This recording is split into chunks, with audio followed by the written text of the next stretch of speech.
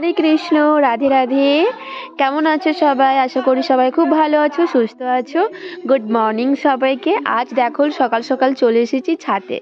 আর কাদেরকে সাথে নিয়ে এসেছি চলো তোমরা দর্শন করবে একটু পরে। তো প্রথমেই দেখো আমি কিন্তু গামলার মধ্যে জলটা রেডি করে নিচ্ছি, আর তারপর তুলসী পাতা দিয়ে দেব, তারপর অগরু আর চন্দন দিয়ে দেব।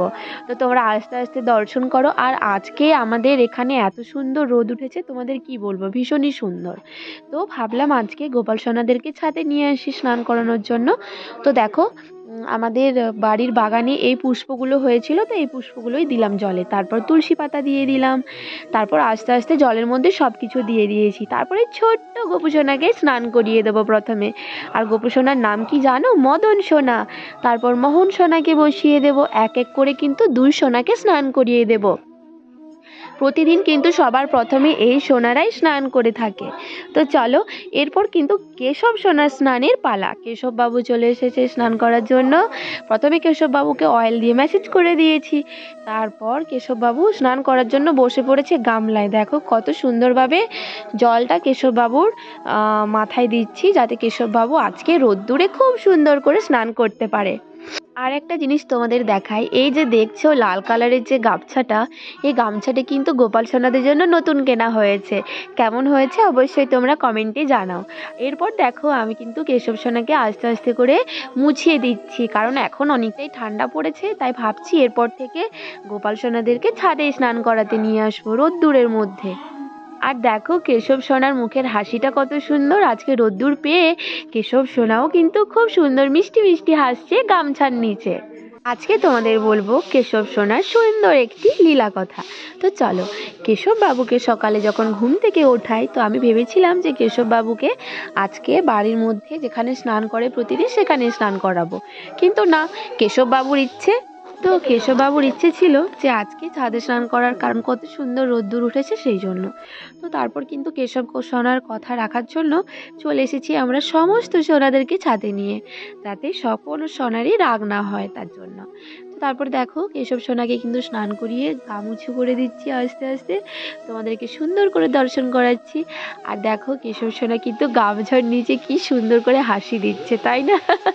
এটা কিন্তু একটা শর্টসও আমি উঠিয়েছি, তোমাদের সাথে অবশ্যই শেয়ার করে দেবো খুব তাড়াতাড়ি করে।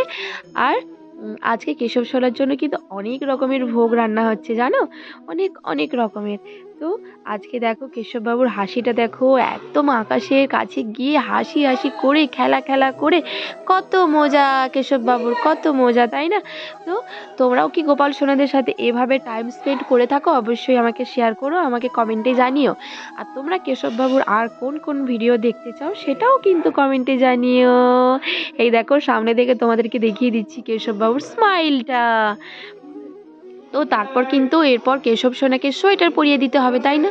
কারণ যেহেতু এরপর তো আস্তে আস্তে ঠান্ডা লাগবে, তাই না? অনেক তো মজা হলো কেশব সোনার সাথে। এরপর কেশব সোনাকে জামাটা পরিয়ে দেবো, সোয়েটারটা। আর এই যে তোমরা গোলাপি সাদা সোয়েটারটা দেখছো, এটা কিন্তু কিছুদিন আগে কেশব সোনার জন্য রেডি করা হয়েছে। এর সাথে কিন্তু সেট করে ম্যাচিং করে ক্যাপও রেডি করা হয়েছে।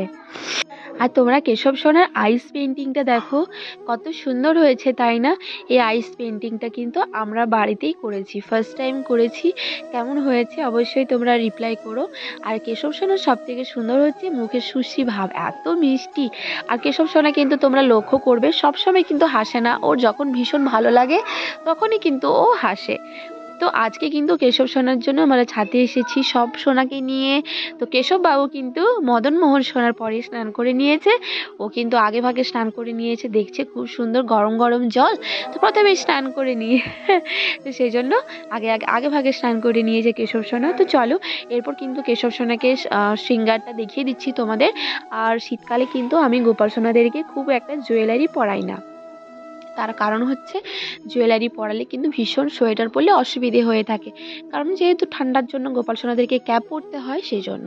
তো দেখো একদম ম্যাচিং ম্যাচিং ক্যাপও চলে এসেছে পিঙ্ক অ্যান্ড হোয়াইটে, তাই না? কত সুন্দর লাগছে কেশব সোনাকে।